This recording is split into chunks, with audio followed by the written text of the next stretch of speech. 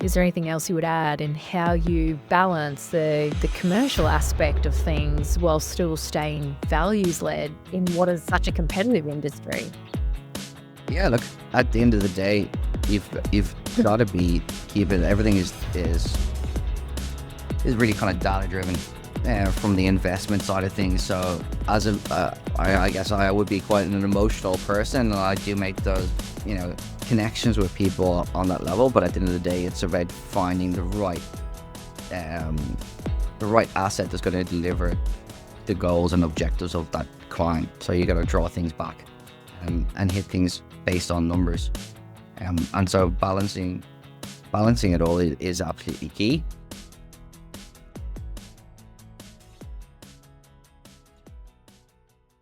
Welcome back to Marketing Made Iconic. Today's guest is someone whose approach to property feels like a warm breath of fresh air in an often high-pressure industry.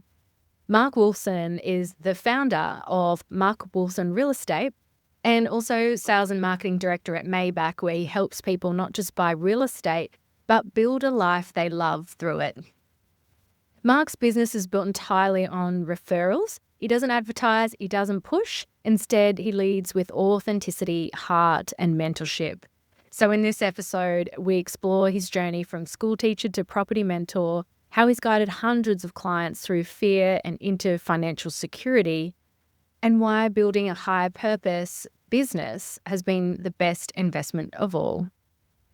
Marc, you started out in teaching and sport, and now you're teaching people how to build property portfolios. I think it's a brilliant full circle moment. Can you tell us about your early career and how you made the leap into property? Yeah, thank you very much for the warm introduction, Alicia. I've just always been around. My parents just raised myself and my sister with really good values and are also super social and love helping people. So I think that from a very young age, both myself and my sister was just a byproduct. We were just byproducts of our parents, and loved helping, loved socializing, and I also loved golf in particular. So we were always out and about playing sports, and my parents' house was out on a golf course in Dublin in Ireland. And so I was just Yeah. infatuated with the sport. And, I got to my teenage years and I decided, well, I've got to figure out what I'm going to do. And I decided I'd like to be a professional golf teacher. So I loved helping people, teaching them how to hit the ball from a young age, because I was pretty good at it when I was younger. And so I became a teacher and went through the whole program of coaching.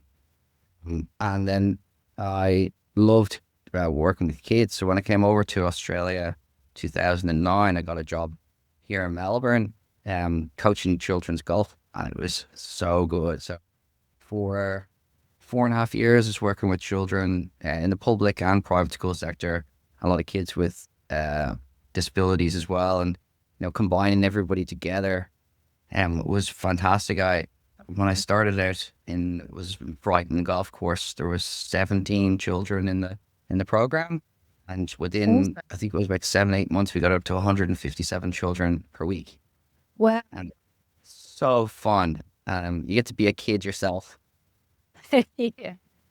and it's like instant gratification, because when somebody comes in, and it's actually quite difficult to hit a golf ball if you've never swung a club, and even if you have, it's still difficult. And so when whether it's an adult or a child, when they do actually hit a really good shot, there's like a twinkle in the eye straight away, Yeah. and it's just that instant joy. And then you as a coach, when you've kind of shown somebody and you've given them that gift of this is how you do it, you just see the instant smile, and a lot of people get hooked straight away. Yeah, And so rewarding. there's a lot of I guess gratification teaching and coaching people, and also teaching a lot of the kids. Who teach them, like on a rainy day when you can't go out on the golf course, you teach them etiquette, because it's a game of gentlemen and ladies, and you're teaching the kids manners and how to look after each other. And there's no referees out on the golf course, so you've got to be able to call penalties upon yourself. And so they're Yeah. characteristics that you can carry forward into your daily life outside on the golf course, that that I very much value. A lot of people call it old school values. I think they should be just called values. Yeah, 100%. Yeah. I never actually saw golf that way. It's interesting. You get the benefits of being in a team sport, but golf you don't sort of see as a team sport. But it sounds like there's still the benefits and the reward can come from that. 100%. Yeah. And what lessons has the coaching and education shaped how you now guide property clients today? Yeah, great question. So really, there was, I guess, a difference with me when I went straight into the property industry. I didn't really change anything. I didn't change my personality or nothing changed. It was just the service changed, in terms of the actual product, and no longer helping people to, hit fairways and stay out of the rough. But now it was more of trying to hit the mark and trying to find the right asset, the right house or commercial asset, whatever it might be for that person. So you're still putting pieces of the jigsaw puzzle together, but with the same personality and the same ethics. Um, and that's, I guess, what kind of set me apart from a lot of the other people that were doing the same role as me in the industry. Is like I just went out there with always, and still do, is with the intention of helping. That's the number one thing. Find a solution. That's what I want to do. Whether it's, if your swing's broken, there's a solution to it. If you're on the wrong financial path, there's something wrong there, and you got to get back to the core and fix it, not put a band-aid across it. You want to actually get to the core, recalibrate it, and put it back on the right track. And that's the fun part for me, is the Tetris puzzles. Yeah. And I guess the focus on helping people as opposed to being driven by sales, and you mentioned that you've built your business on referrals with no marketing. How did that come to be? Yeah, look, so I guess it just started off from being a golf professional for most of my life. When I first came over here, I was on a very, very low income. And I was renting an apartment in my late 20s over here. And so I wanted to get it and do a bit better. And, I started studying, reading, following, a lot of members in the golf club. Some of them were quite wealthy. So I was asking questions. And over here, the people, like over in England, people are fascinated with, soccer and football. Over here, people are infatuated with real estate. And it is a huge, people talk about it at the barbecues. It's all across the newspapers. It's just like a national pastime here. Yeah, I love And that. so, yeah, so I was like, all right, well, there's got to be a way that I can, I don't have, my family's all overseas. So I need to figure out a way that I can get ahead, and buy a house for myself. I'm going to stay in Australia forever. I love this place. It's the best. So I've got to find I a agree. financial strategy that I can, get myself secure. So property seemed like the way to go. I studied it really hard. I went to like lots of different seminars, listened to mentors, and then I started hanging out with a lot of very successful people, and then, started going out there, and then, petrified, but going out and buying some properties, getting started, and And buying further out from the city, because I only had a small budget at the time. But trying different things, I tried to do a small development that didn't work. But some of the older style homes that I purchased did do well. And then from there, I was able to grow it quite quickly. And so what happens, and within the Mhm. space of a few years, my assets were, I was over net seven figures, which is mind blowing for somebody that was making $42,000 a year, working 55 hours a week. I was like, wow, this is amazing. And Yeah. I always wanted to live where I am now, which is in Elwood by the beach, because that's very similar to the suburb that I live. I grew up in Dublin, and it just feels like home going Mm. into the ocean. And so my friends were like, holy smokes, Mark, how did you get a house in Elwood that quickly? Because, you're renting an apartment for so long with two other people. And I'm like, this is how I did it. I bought these properties. They've got these like tax benefits over here that you can claim. And then there's all these other benefits, and this thing called equity that I'd studied about. And so my friends were like, oh, can you help us do it as well? And I was like, yeah, I've made loads of mistakes, so I know what not to do. and and I've got really good, I had some bad real estate agents and a couple of bad conveyancers, but then I found some really good ones. And I was like, if you speak to these people that I've used, they'll be able to help you with the structures and setting it all up. And so my friends did what I told them to, and I helped them find properties based on the same principles that I did for myself, and they've absolutely skyrocketed. One was a bar manager who was on a minimum income. Another one was an employee for a software company. So nobody was making massive money from their jobs, but the properties that got them skyrocketed. And in a very short space of time, where 14 months later, there was equity in their properties to be able to go again. So they've all ended up with 3 or 4 properties that are now making them more than their salaries. And they've Wow. all got considerable equity. So that's really kind of ignited it. And then what happened was then they told their friends. And the next thing I've got like, oh, this is John. So I've like, I wouldn't even know who's ringing me. And they're like, your friends are Chris, he bought houses from you. Can you help me? And I was like, yeah, of course I can. So it kind of went from there. And just keeps Yeah. snowballing and snowballing. So now every week there's somebody else that's calling me, for some help, which is great because I don't have the time to be marketing online, and I Yeah. don't particularly like being in front of the camera either. Um, and going through all of those things. So it's great. I guess if you really do provide that a high level of customer service and you do a great job, the word will get out. Mm. And you won't need to advertise. And I guess that's how I've been Yeah. looking in one way, but I've also worked extremely hard because Yep. every referral is a connection to one of my friends or somebody that I've known. So I always think of it like, if I'm buying this property, think of it that I'm buying it for myself. Mm. I take I take it personally, which you probably shouldn't because it's business, but I actually genuinely care so much. I take it highly professionally to make sure that their clients are not over leveraging. There's a lot of people get super excited. Um, and use people that I've used so that there's always a small amount of risk, but you try to minimize it as Yeah. much as you can. And yeah, people love talking about their successes. And so it's like, how did you do it? And then, yeah, it just gets referred onto you. So it's kind of a circle. Yeah. And I think you make it sound so easy. Like you just give the customer a good experience and then they send more customers your way. But I think it's harder than you're making it out in terms of actually really being good at anything, really, really good to the point where you don't have to do marketing and advertising. And that customer base is so loyal and those referrals are very strong for you. So kudos to you for that.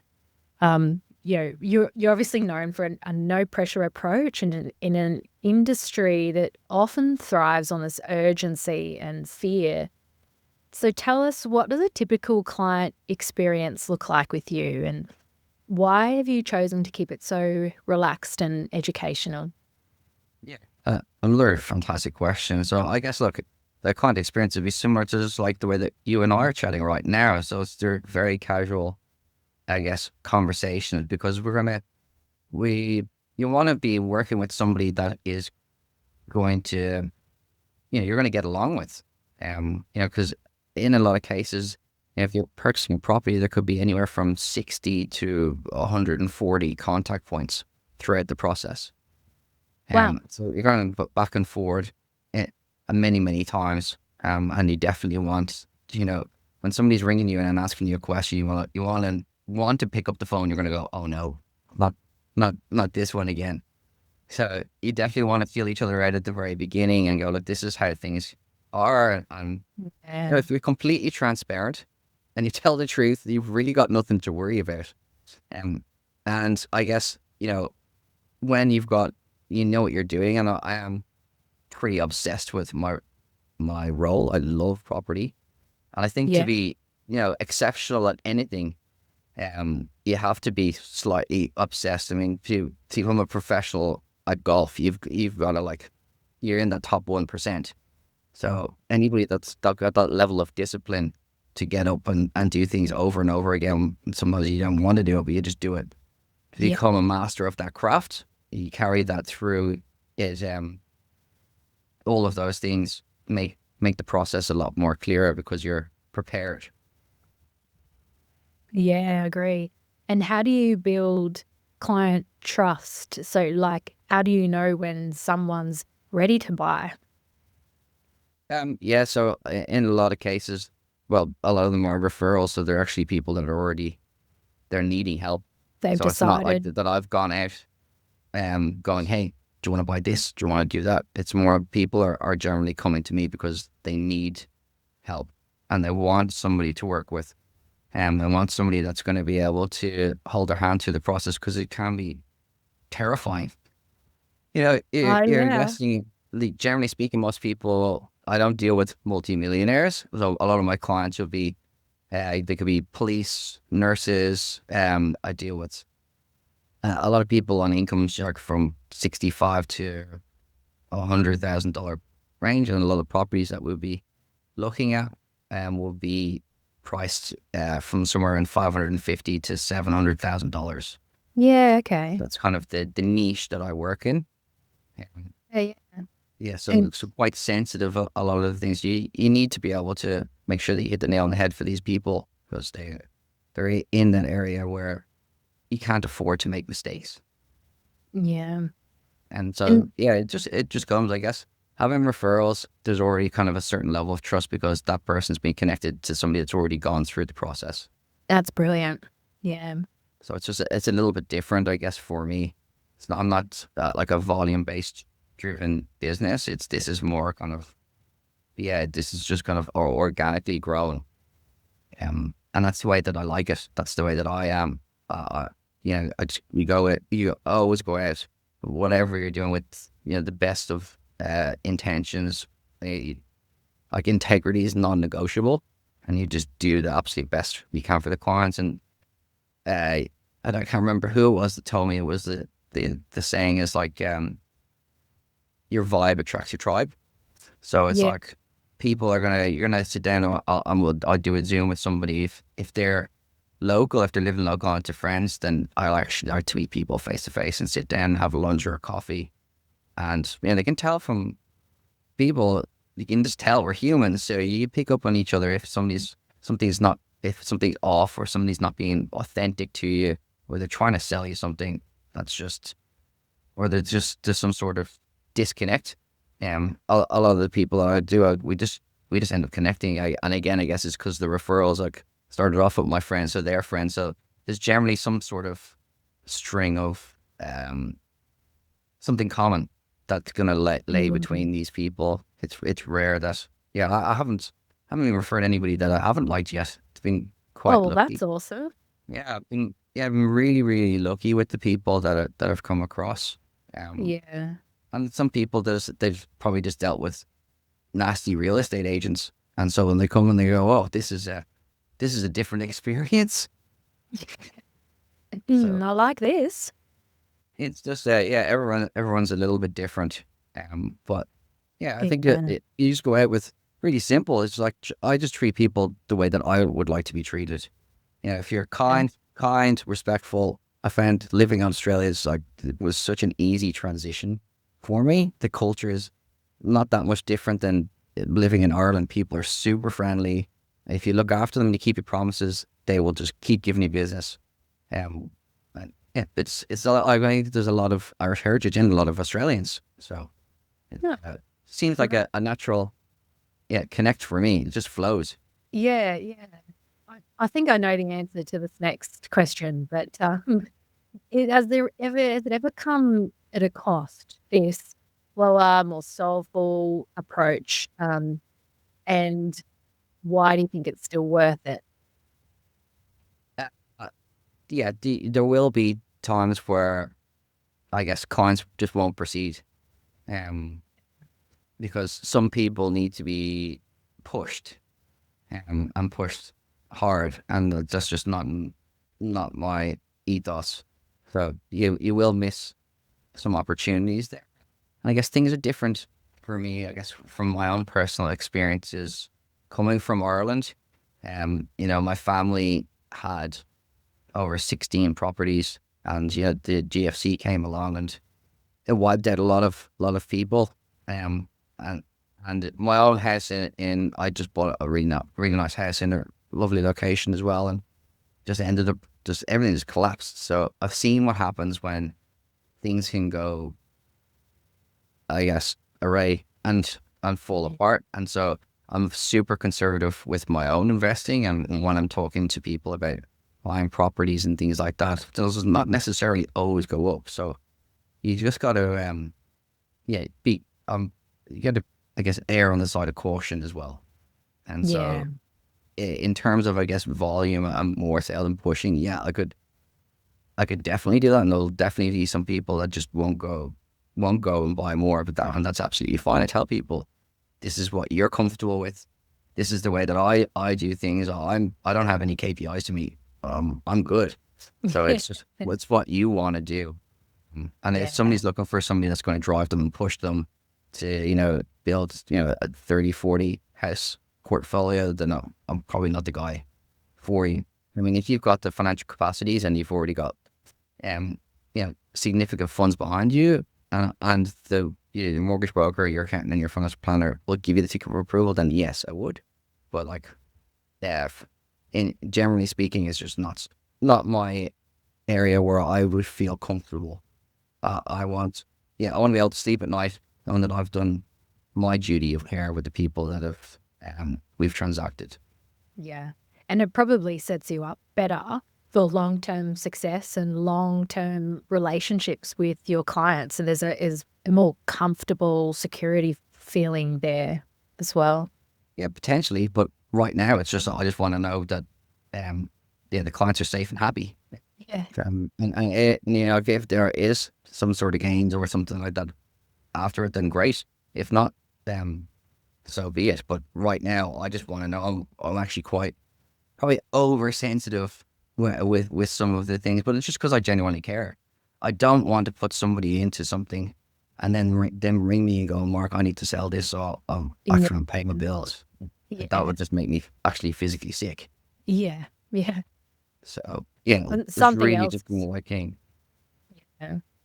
Something else that stood out to me from our initial chat was, great segue, how much you really care about the bigger picture, not just selling properties, but creating really meaningful impact for people along the way. Why has purpose and giving or giving back become such a core part of how you operate in the property space?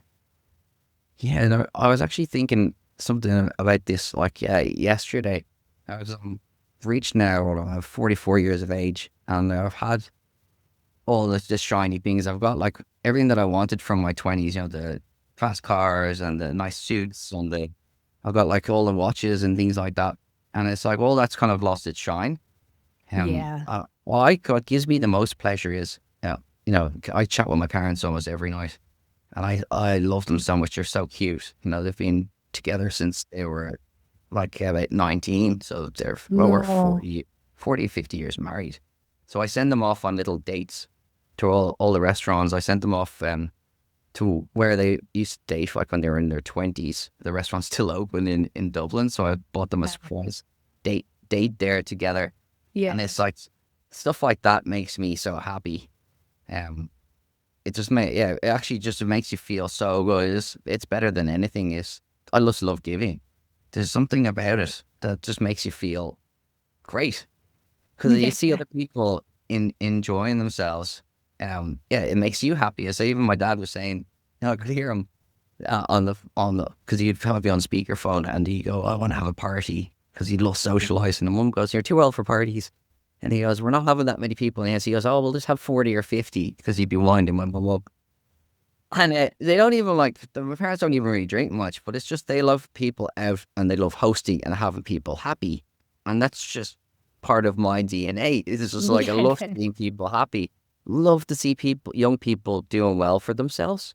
Yeah. Yeah, and and love animals. So love all the dogs and cats. We've grown up with all of that. So any way that we can do to help them, Yeah. they're the things that make me happy. Yeah. So tell us about that. It's interesting.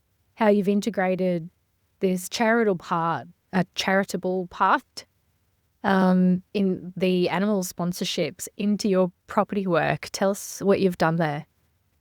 So look, it's again, that's not something that I haven't advertise. It's just something that I do personally because just I guess I've been fostering since I came over here. So for the last, what is it, 12 years or so, I've been working with various different rescue shelters. So, when I was first renting, I couldn't get my own animal. I'm growing up with dogs and cats and horses.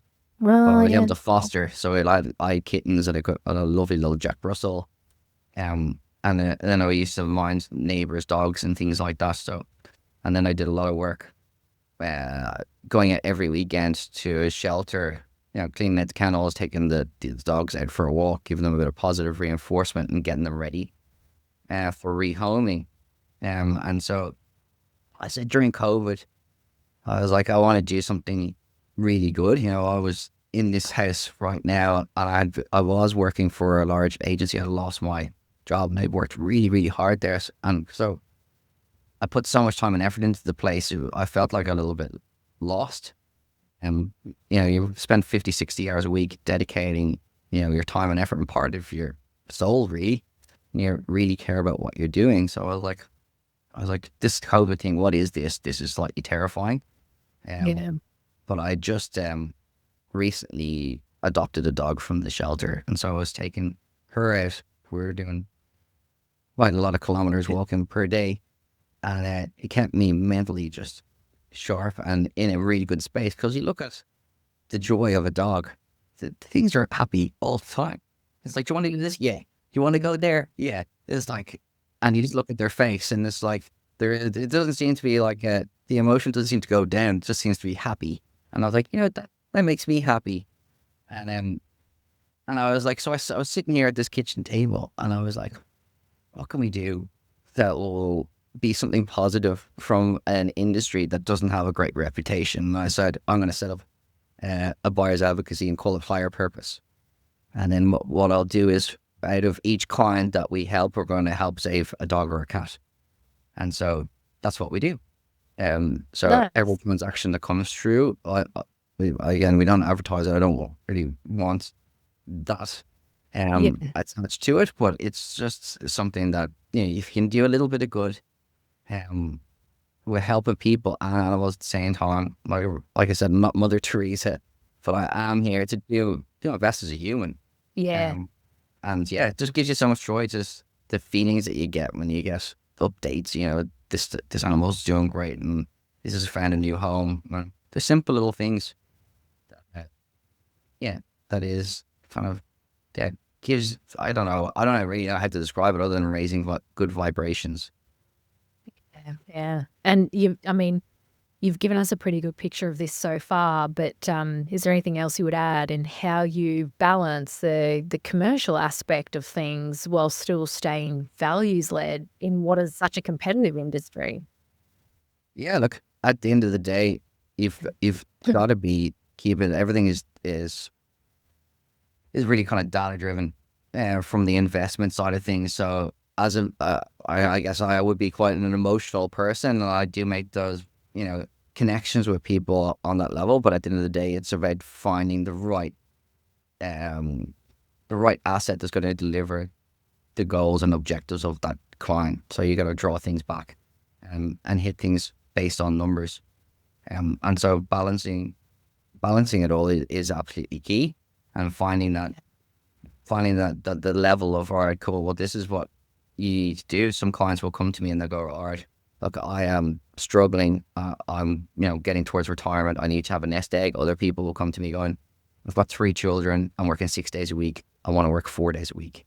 And so we've got to find that happy point of, all right, well, then we're going to need this asset and this asset, balancing cash flow and capital growth. And then we can work out the numbers based on the rents and the expenses and the deductions through their financial planners and accountants.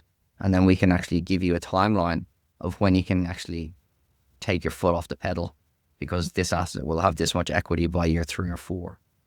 Um, Yeah. and that's how you kind of find the happy medium between the both. Yeah, nice. Let's talk about your network for a minute. I think one of your superpowers seems to be creating the right team and process around the client. So from, accountants to brokers to builders, how do you curate the teams and networks you refer clients to? Well, yeah, that's taken a long time. So I think on my LinkedIn now there's about 27,000 connections, which I've just It's just grown over. crazy good. Yeah, and that's all just it's over the last decade. Would have grown that, and that was just really true. I didn't know anybody when I came over here, so it was really old school, just pounding the pavement. I used to go around when I was working in my first real estate job. I was given um, a whole bunch of properties to sell. I didn't even know what a real estate contract looked like. So I had to figure things out very, very quickly. And then I didn't know how to find people to buy the properties or how to find listings. So I used to just go around Melbourne. I would uh, wear my best suit and I would go literally up and down all the main streets and I'd have a look at all the big towers and any tower. Down the bottom would have the business signs of what each business done and anything that said property or real estate. I just push the button and go up in the elevator and you'd have the receptionist there and they're like, do you have an appointment? And I was like, no. Um, and, but I found the Australians were so hospitable. When you're standing there and you're well presented, they rarely ever turn you away. But if I was to give them a call from my desk and say, my name is Mark, I work for this company, they're like, well, I'll see you in 3 weeks, maybe. But when Yeah, you're yeah. there, they're like, oh, come on in, have a coffee and have a chat. And that's how I made my connections. It was just Wow. literally doing that. I did that in Adelaide, in Queensland, and all across Melbourne for years and years. And the amount of times, it was very rare that I went into somebody's office and didn't come out with either a new connection or a listing. It was quite amazing. But if you tell somebody that you're going to help them with this property and move it and you'll answer the phone, if you do that, they'll give you the business. If you don't, you're gone. So you get one chance. You got to deliver on your promises. I just used to work. I was working like 80 plus hours a week for years and years. I remember on Friday nights, when I was doing the golf coaching, I was definitely a lot more social, shall we say. But when I was doing the real estate, I'd be Friday nights, I'd be in bed at 8 o'clock shaking, so tired. I was flying to Singapore and China doing seminars and road shows, and I had one of my friends who was Chinese. She was translating my Irish Australian accent into Chinese, and I was on TV. It was very funny, but I was doing everything I could because I felt like I'm in my 30s now, and I'm competing with people that've been doing the same job as me for over 10 years. So I've got 10 years of catching up to do, and that's the competitive side from the sporting side that I want to win. I want to be number one. Yeah. Um, and get a house as quick as I can. So it was just really overdrive. But Yeah. yeah, doing things, meeting people face to face. So I'm not hiding behind screens.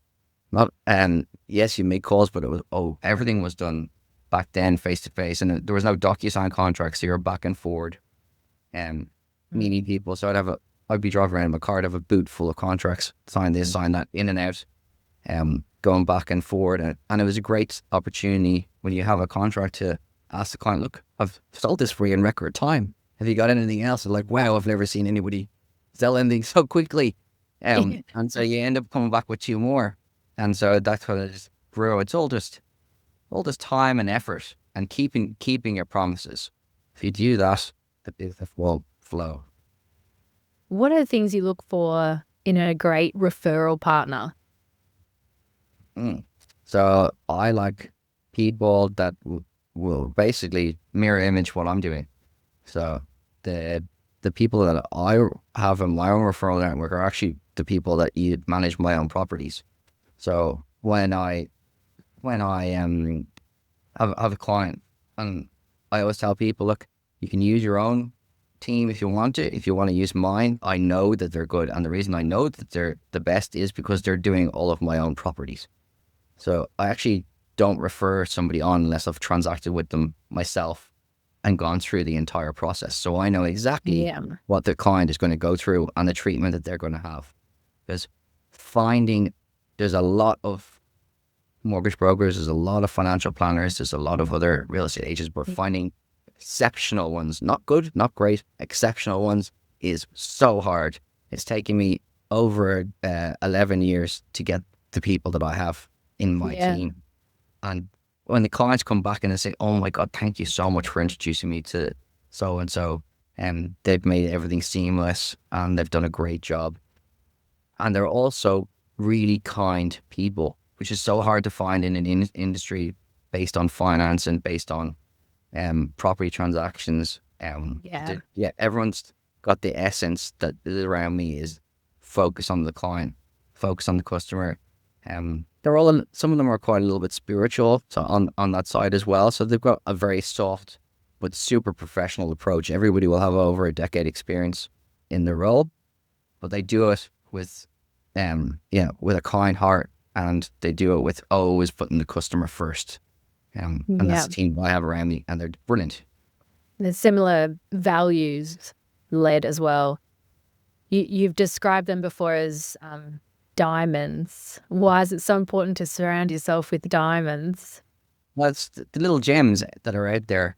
It's if you're going to be the best, and you want your clients to have the best possible outcome, you got to have diamonds around you, people that are going to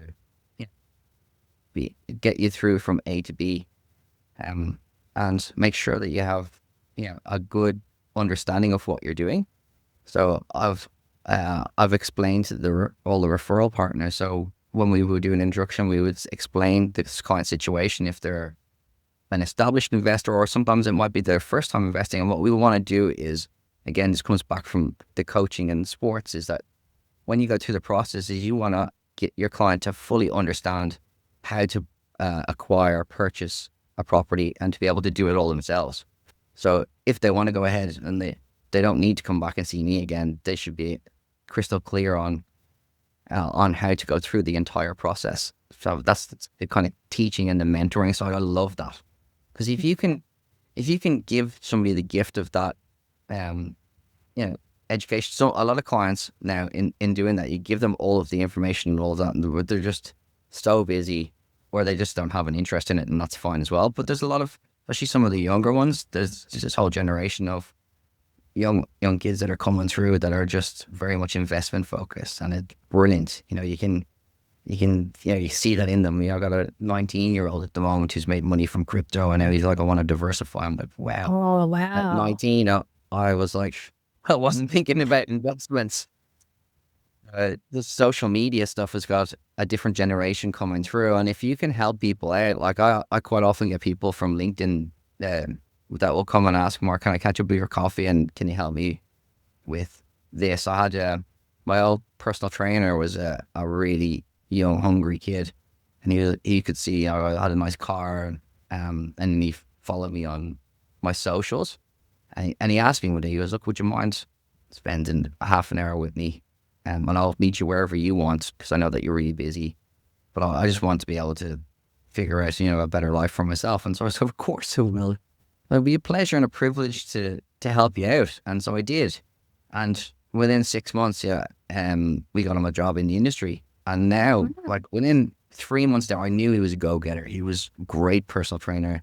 And the fact that somebody would reach out and ask you those questions and insisted on paying for my coffee, because he goes, your time's valuable. I was like, I knew this kid's got it. Yeah. And I checked in to see what his results were doing, and there's guys there for 3 or 4 years, and he's already outperforming them. He's there at Wow. 9 o'clock at night on the phones doing the work, and that's brilliant. And that to me now gives me so much satisfaction. And his kid's gonna, within the next 10 years or so, he's gonna be financially set, and he'll be very well recognized in the industry because he's a good kid too.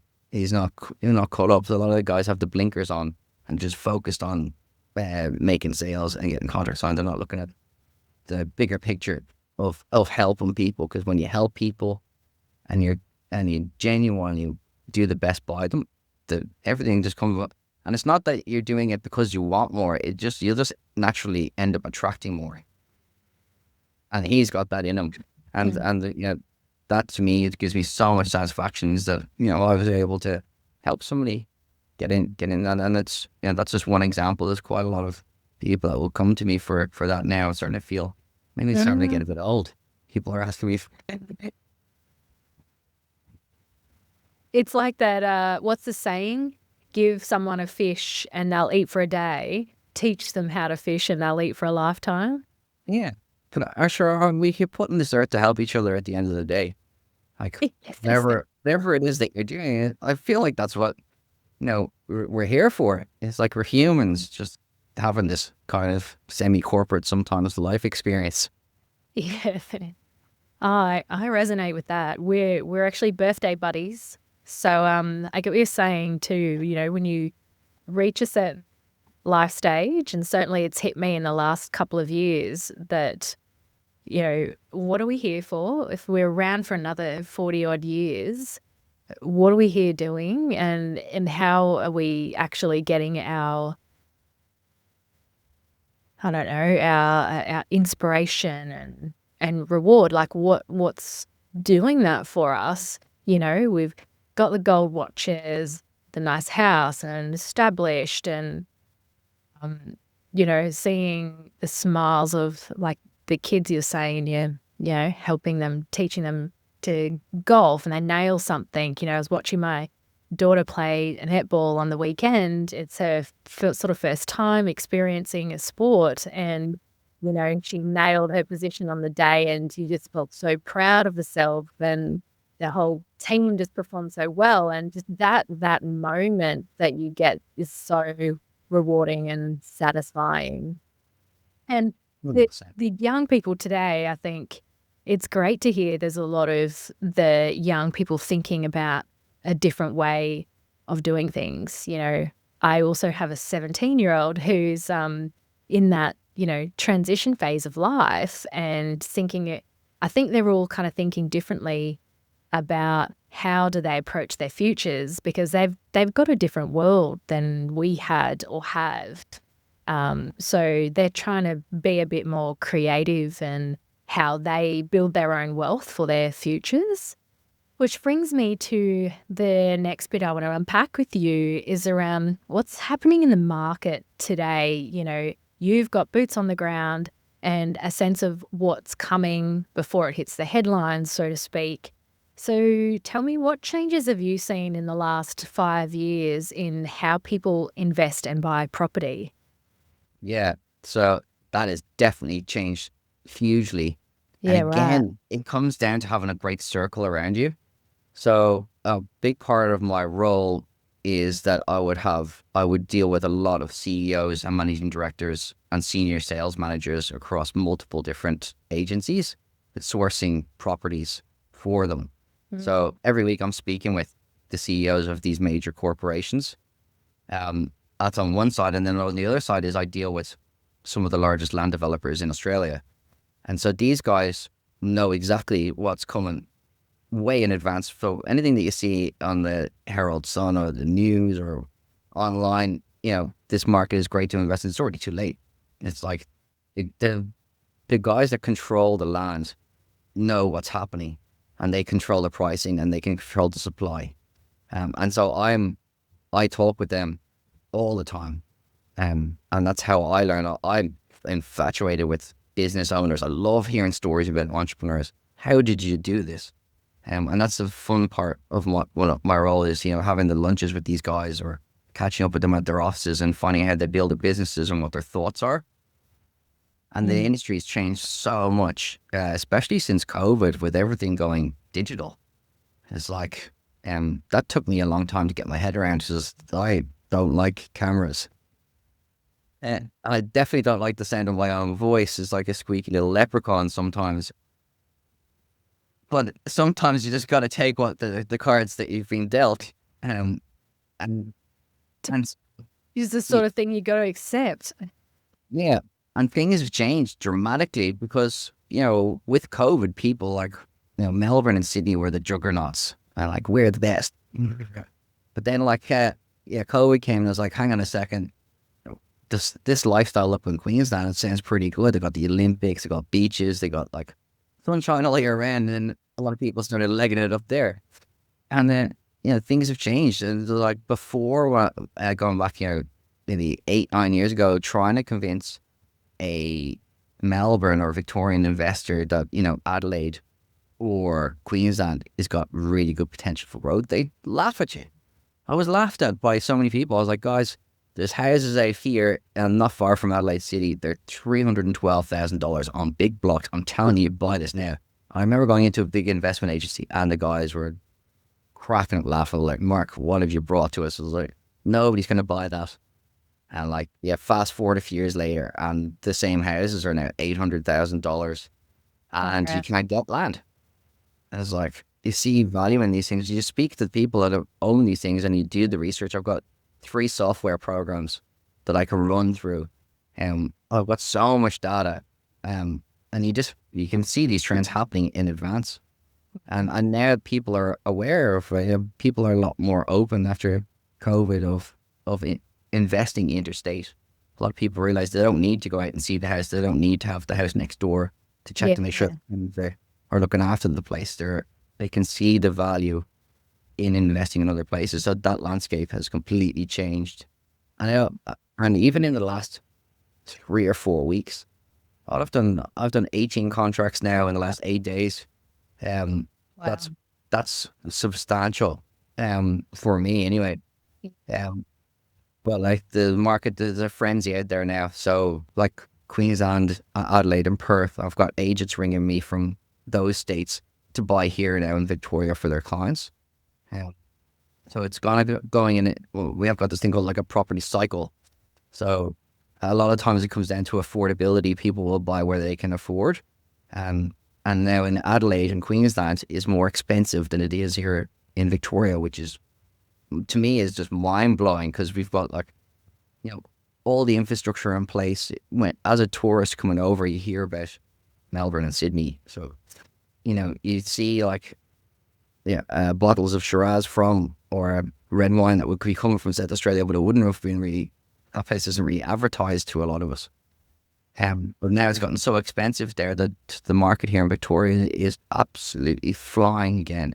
It's just so affordable and we've got titled land. And so it's the first time I've had groups from Perth asking me to find properties for their clients in Perth for them. It's, that's unusual. So the market landscape has totally changed. You've got people buying, transacting online 7 days a week. And they're buying sight unseen based on numbers and data, and it could be anywhere. Good clients. Yeah. I was dealing with clients last night. Where are they? They're up in Sydney. So you got it's very interesting how things have changed, and with DocuSign as well, it's obviously made things a lot more swift and efficient. Yeah, definitely. What are some of the common mistakes you help clients avoid when building new homes or investment properties? Oh, that's a big one. You got to be very careful with the builder that you select for starters, because some of them won't get out to site on time or they'll misquote you. And a lot of people will have a look online, and online can be super deceptive. You've got all these advertisements quoting this. Some of the houses you see, they don't have floorboards or a driveway included, or there could be so many things that are missing. So it's the devil's in the details. You want to make sure that your property is full turnkey, that you're using a really good builder, and that the land itself is in a good location. But also things like now that have changed in the last year is we've got what's called NCC changes, which is the new homes must be 7-star energy rated. So if you're building a brand new property, depending on the orientation of the house, you may need to pay for double glazed windows. But if you've got the right orientation, you can save yourself an extra $15,000, $20,000 just simply by the way that the land is facing. Yeah. So having a really good team around you that can do the due diligence and get the magnifying glass out can save you literally $100,000 on an average priced home just by doing the research, and then designing the house around what's needed in that area. So we would speak to local property managers find out what's leasing, what are tenants asking for, and what's the demographic in that area. You might have a lot of young professionals that are working from home and they might want a house that's got a Zoom room designed in it, and we can do that for them. We're a separate entrance, all of those things. And if you can get that right and meet what the market is needing in that area, then you can command a higher price and you'll get much better residual value for the property. Mm. And what's your take on the current state of the market right now, and what should investors be thinking about? Yeah, that's a really good one. So the market has changed quite dramatically with all a lot of people will follow what they're seeing in the news, and what sells, like the digital newspapers and the TV advertisements, is either boom or doom, like a doom and gloom, or like everything is absolutely firing. So there's never like this happy kind of harmonic path. It's just one way or the other, and that's what sells. And right now, with a lot of the advertising people are seeing is that the banks are pretty confident that interest rates are going to drop, and that means that if interest rates drop, and now we've got labor as well. So when there's uncertainty around what's happening politically, people are like, "Oh, I don't know if Liberal or Labour, or it doesn't really matter who gets in at the end of the day." It's just that uncertainty. That's now finished. We've got Labour. We know that they are going to be, their policies are very much pro helping out first home buyers. So a lot of people are going to be buying more properties. And when interest rates come down, your borrowing capacity goes up, and your mortgage repayments for those investors that have already got properties go down. So all of a sudden there's more access to finance and more funds there to be able to purchase. So straight away, it's almost like putting petrol on the fire. And that's why I'm already so busy. The smart investors are realizing, look, in 6 months, this property is going to already go up dramatically. So I'm going to buy now before it's too late. The same with all of these things during COVID. They had all of these promotions and grants from the governments, and we saw what happened. Things just skyrocketed. As soon as you have more accessibility to funds and you've got more grants out there and you give people access to it, the property prices go up. It does, like, you look at the charts for the last 100 years, it's the same cycle each time. So yeah, I would envisage that that's what's going to be happening now over the next 6 to 12 months. We're going to start seeing some good spikes again in real estate. So if people are sitting on the fence, I would be recommending it to get moving. Yeah. Look, and you've helped so many clients turn their lives around with property. And I want to ask you to share a story that really moved you. Perhaps the one around about the widow from Victoria and what that journey meant for both of you. Yeah, that was quite an emotional experience, and realizing it on the journey. It was like I was referred this lady, it was a grandmother, and I didn't realize she was a grandmother because she was quite youthful looking, and she just had a really nice spirit about her, and it was always quite upbeat. But she was obviously widowed, and she was a teacher, and she had quite a low borrowing capacity. And it's just throughout COVID as well. So we didn't actually get to meet face to face. We just had a Zoom like we're chatting now. And she's a lovely lady. And with a low borrowing capacity, I was able to find her a really good property up in Queensland at a very good price point. She's super nervous. She goes, "Look, this is a lot of my savings." And I was just trying to, I was nervous for her at the end of the day. But I knew the property that I got her was a golden nugget. And I said, "Look, if you do this, the chances are this is going to work out pretty good for you. And this is hand on heart what I recommend." And she goes, "Look, Mark, I completely trust you. I know that you're going to do the best for me." And so we did, and we got her a really good price on the property. And it all went through, helped her, the team helped her with the finances, and the girls helped her with the conveyancing. And I just remember, because I always keep my phone on all the time. I allow clients to say, I to tell them, "Look, if you need me, or there's something going on, just ring me," because some people get super nervous. And so we ended up becoming friends. You know, she'd call me for chats and stuff like that. She's just a really lovely lady. And she was. I remember I just finished a round of golf, and it was a Sunday afternoon, leaving the golf course. I got down the end of the driveway, and she rang me. It was unusual for her to ring me at that time, so I just picked the phone. I was like, "Are everything okay?" And she goes, "Look, I got the valuation back on the property because it just completed." She goes, "It's gone up, $165,000." And I didn't tell my own family, but I've been doing it really hard, and I had to rent out my own house, and I've been sleeping in the back of my car. And I was like, "You're kidding me." Felt sick. She's a Yeah. gorgeous old lady, and I was like, she goes, "The property's gone up so much now. I now have uh, a nest egg and a pension, and that's all thanks because I met you." And yeah, when she told me that, I was like, "Oh," trying not to tear up. I was like, that's when you can make a really big difference in somebody's life. You don't even realize. I had no idea that she was doing it that hard. I thought everything was hunky Mhm. dory. I knew it's just she wasn't super wealthy because we'd gone through the whole process. But yeah, when she told me that, and she goes, "Yeah, you completely changed my life." Wow. Well, that's when you're like, that's when you feel like, this job has been super rewarding, and when you can actually help. And look, a lot of the people I deal with, like I said, I don't really deal with many millionaires. Most of the people are on average incomes, and so when you can help them get a property, or sometimes two, that's completely transformed their future. Depending on where you are on the timeline scale.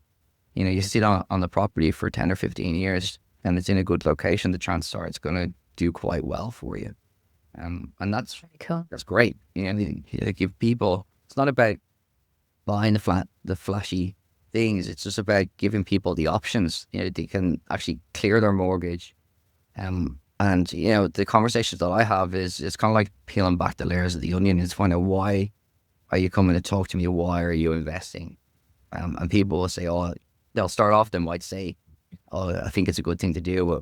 When you get to know each other, they'll generally open up and they'll tell you, "Look, I just want to spend more time with my kids," or we haven't been overseas in 4 years, and I'd like to be able to take the kids to Disneyland or something like that. They're usually pretty simple uh, goals, and they're usually very attainable goals, and it's just a matter of helping them be able to do that. And so you're Yeah. giving people the options to have a genuinely better life, and that's what I look at it. I don't see a house. I see a vehicle for people to get from A to B of what they want to do, and that's the fun part of it. And you can give people that, hold people's hand, and get them from A to B, and you see that the happiness, then that makes you happy. It makes me happy. It's rewarding. Yeah. I feel like this is a really nice segue to how I like to wrap up our episodes and ask you what gets you out of bed in the morning. That's Yeah. easy. What? That's easy. I can actually physically show you that. So if you want to get out of bed early in the morning, what you want to do is get one of these. Get yourself a little cattle dog, and you've got no options because first thing in the morning, lunchtime, and dinner time, they're going to need walks, and that will get you out of bed. Isn't that right? And I don't own a dog, but I do have children, and from what I understand, children are probably more trainable than dogs in terms of waking up early in the morning. So a dog's where it's. Ma, thank you for joining me today and for sharing all about your experience, your ethics, and your heart. It's rare to find someone in this space who brings so much purpose and process, and it's clear that your clients feel that too. Really appreciate your insights. For those wanting to connect with you, what's the best way to get in touch? And please tell us about your book. Oh yeah. So okay, if people want to get in touch, you can contact me on LinkedIn or on Instagram at Marc Woolfson, and I can give you my contact details as well, so that you can pass it on. And if anybody would like a copy, I did write a very simple, concise book on property investing, and I'm happy to share that with anybody that wants to read it and wants to learn, and we can give you a link for that as well. And That's if that great. helps people out, then brilliant. Thanks, Mark. I think we'll get that link and pop that in the podcast show notes for everyone to be able to access and download. So if today's episode gave you any perspective, peace of mind, or a new path forward, share it with someone who's ready to start building a life and not just a portfolio. Until next time, thanks for listening to Marketing Made Iconic.